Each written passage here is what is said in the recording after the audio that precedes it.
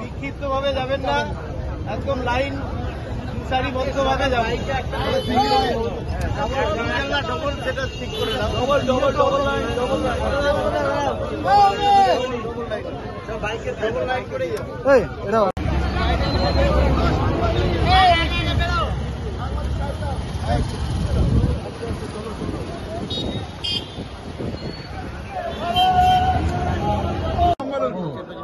কেমন লাগছে আসতে সবাই? দেখুন, এখানে লাগার তো কিছু বিষয় নেই। বিষয় হচ্ছে আমার কার্যকর্তারা আছেন, আমাদের কার্যকর্তারা আছেন যারা লড়াই করছেন দীর্ঘদিন ধরে। মায়ের কাছে প্রার্থনা করলাম সেই লড়াই যেন আমরা সফল হই।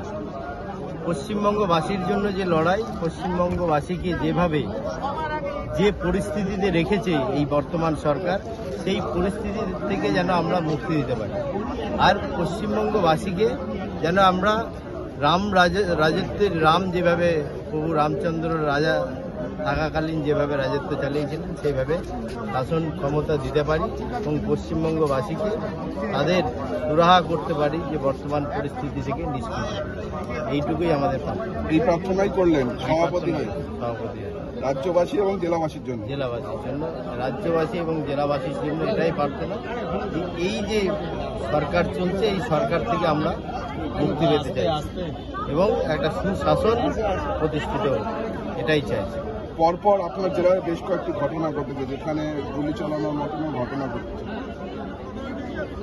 এই ঘটনা যেগুলো ঘটেছে এটা তো শুধু এখনই ঘটছে এরকম নয়। এই যে দীর্ঘ যে শাসনকাল মমতা ব্যানার্জি, সেই শাসনকাল জুড়েই চলেছে।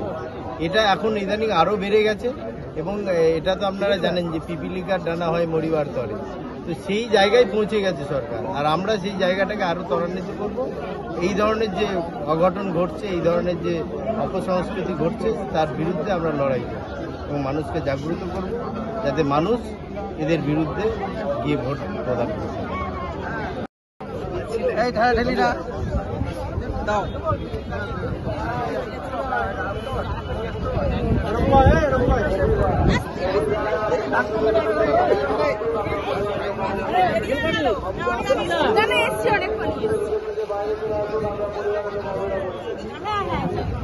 সামনেটা কাট করো না, সামনেটা কাট করো না।